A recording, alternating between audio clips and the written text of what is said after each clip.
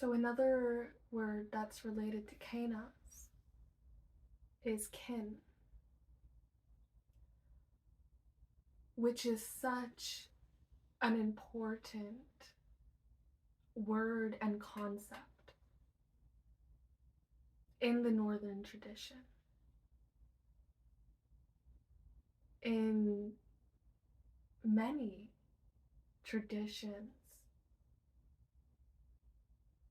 kin is land, kin is wisdom, kin is love, kin is lineage.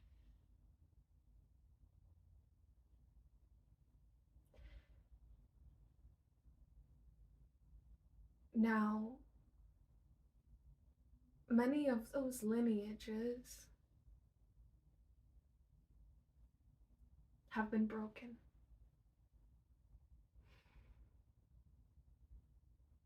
Many of those lineages have been broken.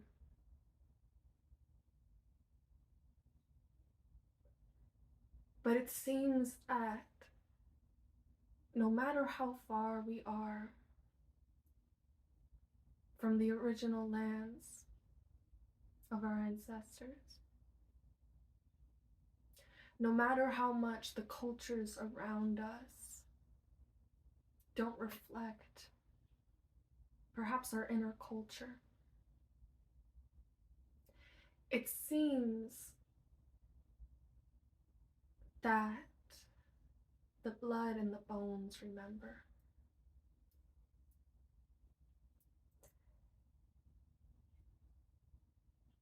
In Nordic cosmology, we feel that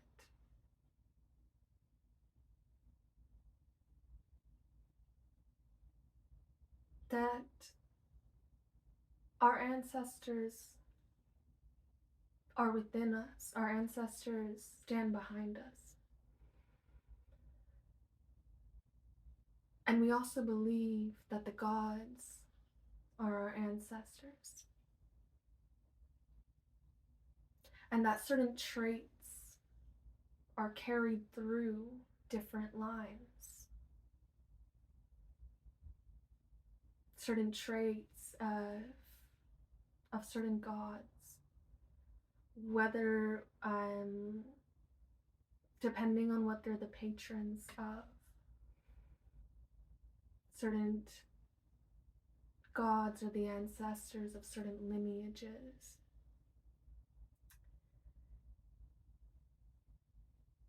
And that I don't believe can be broken. That continual inheritance of the spirit, of the guardian, of the Haminya, of the Desir, remains with us throughout time, throughout the bridge of time.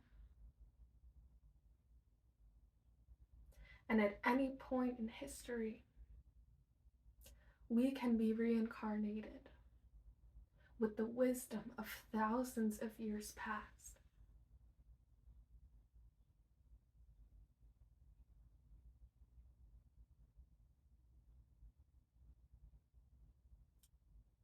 Which is so important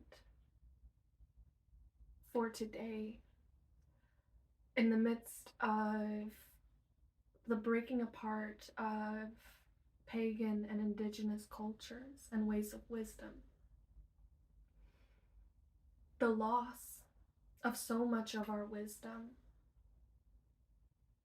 because of the break in continuity that was essential to the oral culture of many of our ancestors globally.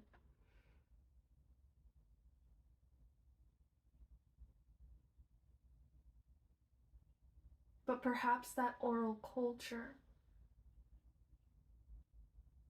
is born again and again.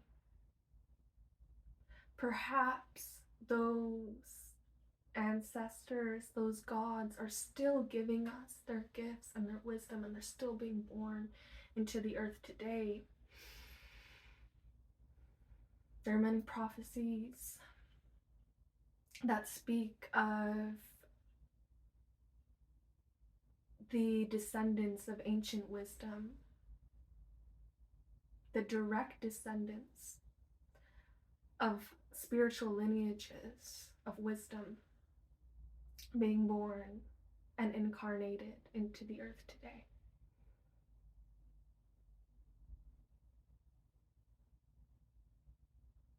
And this line of wisdom is the symbolic association of KENAZ. It's passing on the torch, person after person, descendant after descendant. And perhaps in our times, and perhaps in all times though, that torch is not passed on linearly. You may be given a torch from thousands of years ago, or have the gifts be endowed with old gifts. And so you have received the torch of KENAZ. Wherever it came from, it was passed down to you.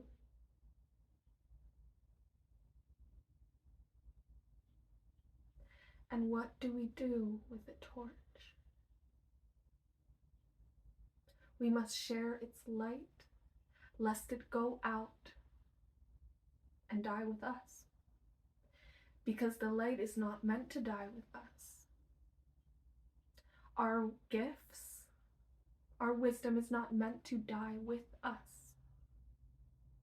It's meant to live through us, be communicated through our lifetimes, so that the light is effectively kept on in the upper worlds.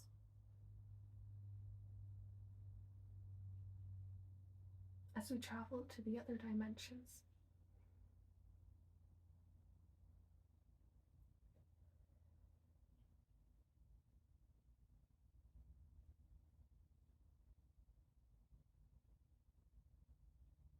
So this KENAZ person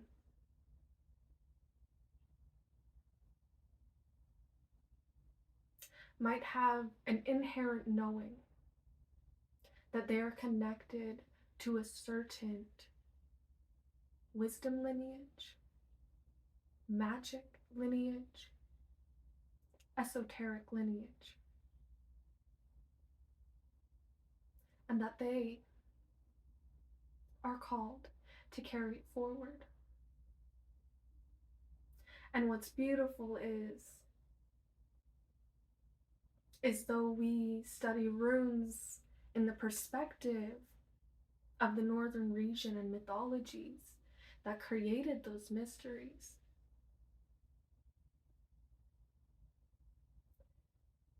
the concepts themselves are universal.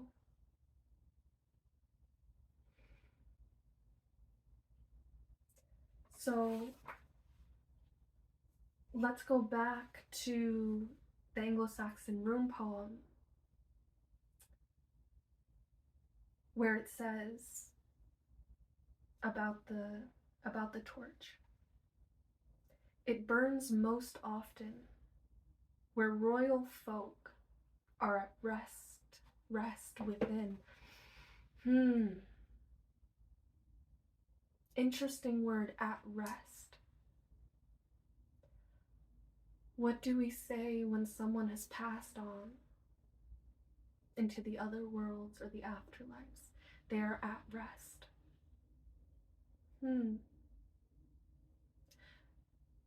And so perhaps they are at rest within us. Our ancestors are at rest within us. And those are the royal folk.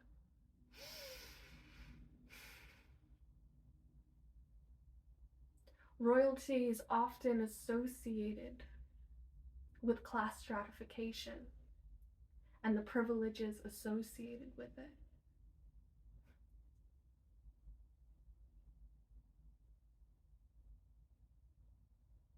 But royalty may simply mean belonging to a lineage.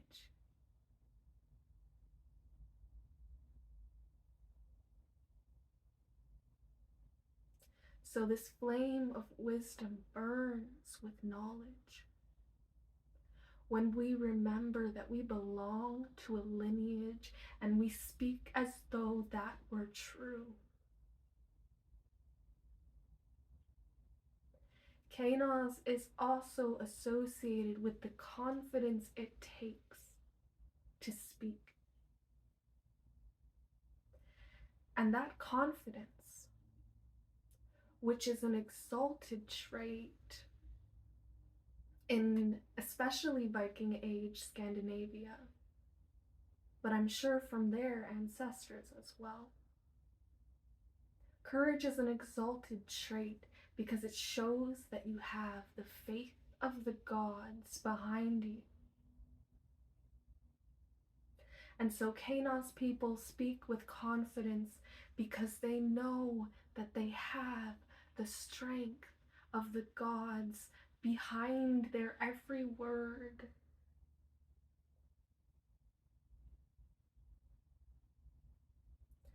Freya Aswin puts this beautifully in her book, Runes and Feminine Powers, Northern Mysteries and Magic. I highly recommend this book. She says, KENAZ represents the light within. Confidence in the knowledge that one is descended from the gods, kings, and tribal chieftains, and the responsibility to hand over the torch to the next generation, or else share its light by teaching.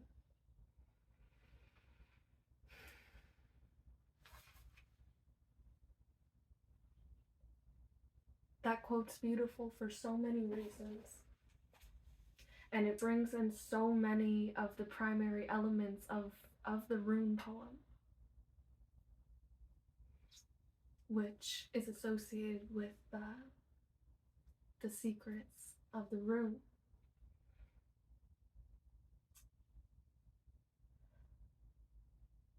So she describes it as a responsibility. A responsibility to maintain the cultural wisdom, the esoteric wisdom that had to be gained through initiations, the wisdom that has been earned by our ancestors, by us in our lifetimes, and the responsibility to share it so that its light may grow.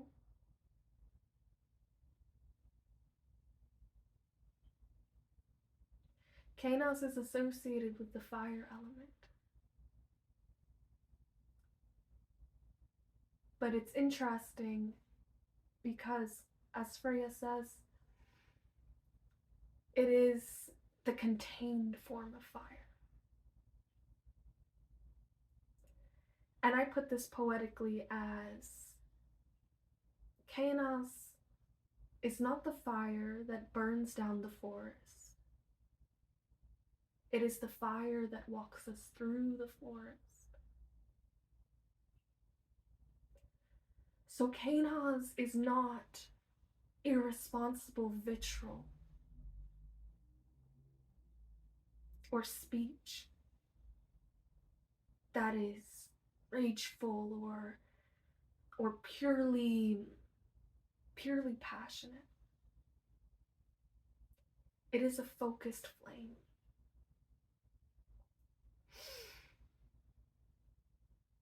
It is a concentrated effort to transmit knowledge in a way that is honorable and in a way that can cause sustainability, not destruction. It is not a forest fire. It is the torch that guides us through the forest.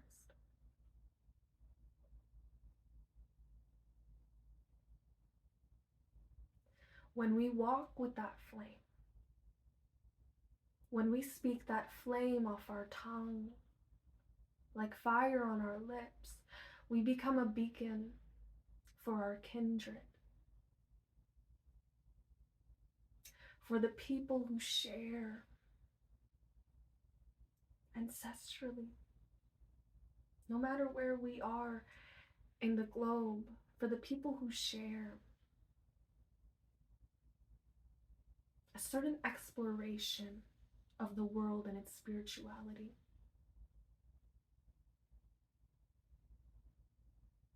When we transmit the knowledge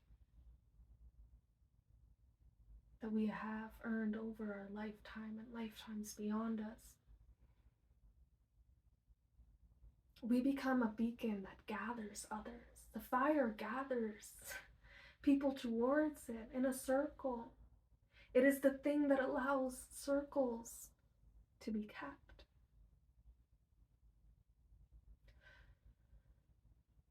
So when we share these teachings, when we carry this torch, we become a beacon for others to join us with.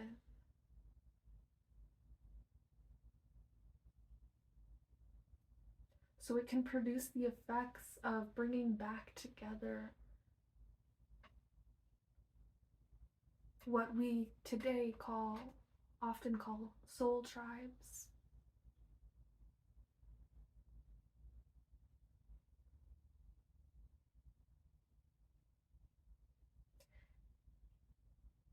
And allowing us to develop again, allowing our cultures, our spiritual cultures to develop again, whatever those may be. This work for me is important because I have to go back. I have to go back in my lineage to pre-Christian, pre-colonial societies whose wisdom I feel is more deeply in alignment not only with who I am, but with also who the earth is, what the earth needs at this time in its history, earth-based wisdom. Gaining our souls back, our spirits back, our relationship to the environment and to each other.